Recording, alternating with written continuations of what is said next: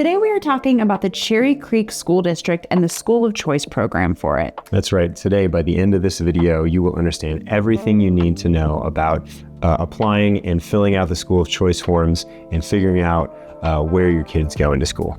Yes, and we know the pain point of trying to get in from another school district, so we will definitely be talking about that. We are Jake and Megan Friedel. We are your brother-sister team, full-time real estate agents, part-time tour guides to all things Denver living. And today we're going to talk to you about School of Choice for Cherry Creek. So whether you're moving in 9 days or 900 days, we are here to help you find your perfect place. And that means neighborhood, house, backyard, everything there is to find out about a home. So let's get into it and talk about the Cherry Creek schools. So the easiest scenario is if you're already living in the Cherry Creek School District, you know the school you want to go to, and it happens to be the school that you already are assigned to. That's right. Pretty simple. Yeah, this is a slam dunk, easy. You go onto the Cherry Creek admissions website. It's like cherrycreekschools.org/admissions. And you first, if you need to, you can verify your school and say, there's a button that says, check my neighborhood school. If you're happy with those schools, then you create an enrollment account right there and you enroll your kids, which means you upload the birth certificate, your photo ID, immunization record, and proof of residency. Super simple, and you're guaranteed a spot within that school. You don't have to worry about anything else unless you're thinking about choicing into a different school. So just upping the complexity just a little bit, say you're already in the Cherry Creek School District, you're already living there, but the specific assigned school to you or your kid is not the one that you actually want to go to. Now you're entering that School of Choice program. And so this is a system where you're going to start applying in December. You're going to go onto your enrollment page and you're going to go see what schools are available to you, because just because you want the school doesn't mean you actually have any space there. Some of the neighborhood schools actually fill up really quickly with their specific neighborhood residents already, and they don't even have any leftover spaces for someone in a neighboring neighborhood to come in. So what you're going to do is see which ones are available to you and pick from that list and enroll in those. So this first round lottery starts typically, now caveat here, look up the dates because they kind of advertise them like they don't change, but you never know when they're going to change. So this is general. Generally, that first round starts in the beginning of September and goes through the end of January. So there's no priority to you if you submit early. You just need to make sure that by the end of that window, you have applied, and then you go into the lottery system. And then once that lottery is drawn, you're not going to see results until probably about the end of February. Now, how that lottery works is, first, there are these priority groups who are drawn. Yeah, so the way the priority groups work is they are going to be giving priority to certain students depending on where they fall on this list. And that first priority is going to be any student that already has a student or a sibling that is enrolled as a student in that school. So that's your first one. Your second one is going to be anyone who is a kid of an employee that is currently working at the school. And then your third one is going to be anyone who's currently enrolled and in good standing. There is a list of criteria that as an enrolled student, you have to hit to be eligible to continue to go into a School of Choice school. So just know that. And then the next is going to be any other current residents of the district. And then the tricky one, non-residents are going to be that final priority. And that's where it is the toughest to get in. Whoa, spoilers. We'll talk about that here in just a couple of minutes. Last piece of priority information is for military folks. If you are active military, you are allowed to enroll into the Cherry Creek School Choice program prior to establishing residency here. So that's a really cool piece. If you're required to live on the Buckley Space Force base, then you are also given an additional level of priority for enrolling into Cherry Creek schools. Make sure you're in touch with your school liaison at Buckley for full details and information on that. So come February, you're going to find out if you got into the school. You're going to get an email with some more instructions. You're going to follow those, and then congrats, you're in. If you did get waitlisted, you're just really going to be kind of blindly waiting. There's not really a super secure way to find out exactly what your number is and to find out how quickly you're moving up or what your chances are from there. But the good news is you do have whatever your neighborhood school is as your fallback. So if you don't work your way up to the top of that wait list, you still have your fallback school. Third possibility is no placement, no wait list, in which case there were no spots available, you're not going to get one, and you're just going to attend your neighborhood school, and that's where you're at. So Jake, all these other school districts have rounds, like round 1, round 2. If you don't get in round 1, you go to round 2. What's that like here in Cherry Creek? It's a little different. There's not necessarily rounds per se, but after your first round, there are monthly enrollment windows. So after the lottery is drawn on the initial time, once a month, then they will kind of you can resubmit and they will accept at the end of the month. So they're not rounds. They're not working in a lottery. If you get within that month, you're prioritized the same if you get in the beginning or the end of the month. But typically for most of the schools, if you didn't get a spot within that first round, you're probably not getting into a spot in the second round.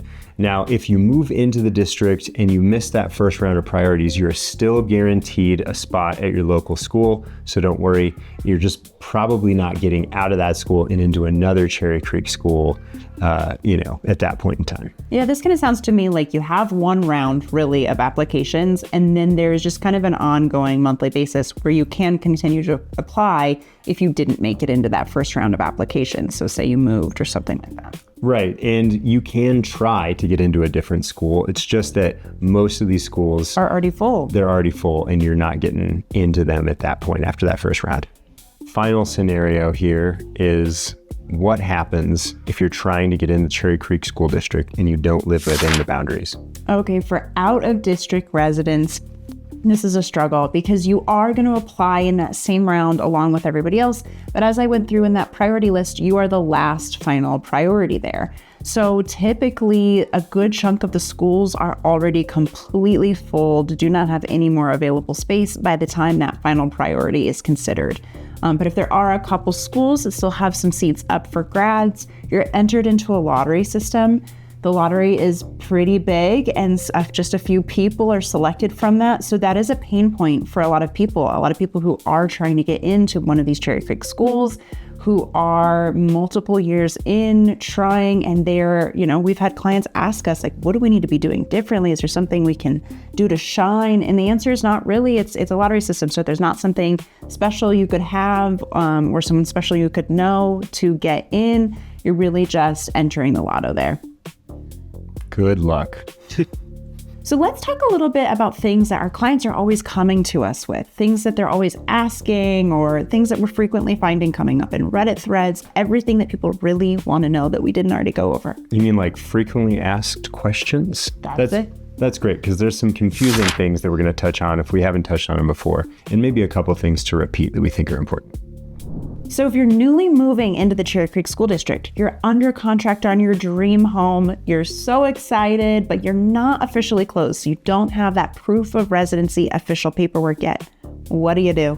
Well, that probably means you've been talking to us for the last 3 or 4 months because we found you your dream home in the perfect neighborhood. But next up is you can actually start the enrollment process before you've established residency if you have a contract on a home. So go ahead and get started. All right, so if you've gotten into a school outside of your neighborhood school you've choiced in, are you guaranteed a bus? No, definitely not. So if you want to go to a different neighborhood school, you're going to need to find your own transportation to it. That is a real tough thing for some people. So you really want to consider that before you start applying to other schools is, can you get the kid to the school? How about charter schools? How do they fit into all of this?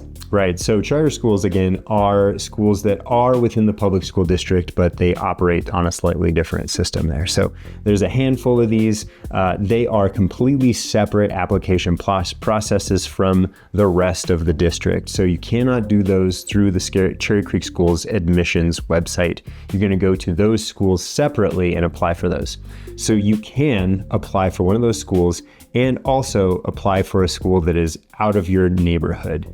And the district does not talk to each other if you are applying to those things. So there's a possibility that you get accepted into both, in which case you have a great problem on your hands where you get to figure out, hey, do I want to go to this one or this one? And they don't cancel each other out. And if you apply to one, it's not going to take away your ability to get into the other. Yeah. And I actually have a list right now of schools that are currently not using this portal where you would need to go and apply at these schools specifically. So I'll read those off to you. Those are going to be Cherry Creek Academy, Challenge School, Heritage Heights Academy, Elevation Online School, and Endeavor Academy. So reach out to those schools specifically if you are thinking about one of those. Does ECE, Early Childhood Education, also use this School of Choice program, or what does that process look like? It's slightly different. So you are going to use the same website, the Cherry Creek Admissions website, but there's a separate button for ECE3, and then you'll click that button and do the enrollment process there. Very similar process, just a different button, and doesn't work exactly the same. Next step is the pre-K program. So for the 4-year-olds, that does actually use the same button as the rest. It's pre-K through 12th grade are treated the same. Another piece of that is if you're using the Universal Pre-K Dollars, which is a program in Colorado where 4-year-olds get some of their childhood education for pre-K covered and paid for, and that'll automatically be paid for through the public school district.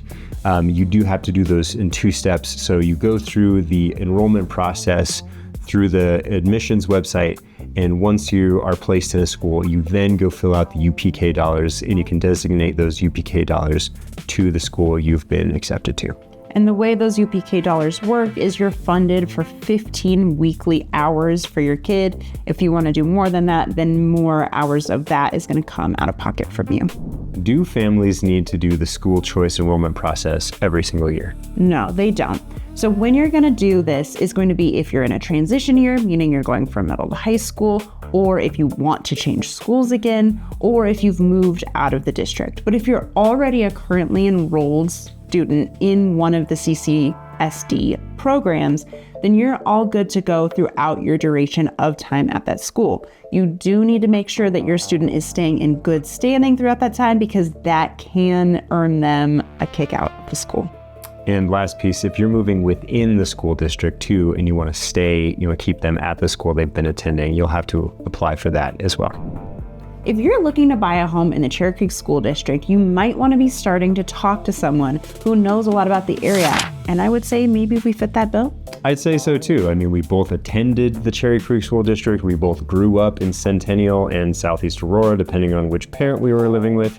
And we've been there our whole lives, and then we've moved all around the Denver metropolitan area. So we know tons about the area. So whether it's this district or another area you're looking for, we are here to help you, guide you through figuring out where the perfect place is for you. Yeah, I think the best way to get started on that is to book a call with us, shoot us a text, start asking us your questions, and let's start putting together a game plan, because whether you're looking to move in 9 days or 900 days, it's never too early to start that conversation. So give us a shout, and in the meantime, check out all of our other videos about the Denver public school districts, the Douglas County school districts, or any of the neighborhoods that are in the Cherry Creek school districts. We've got tours of all of them. And make sure you subscribe for updates on other school districts and other interesting things about the Denver metropolitan area. We'll see you next time.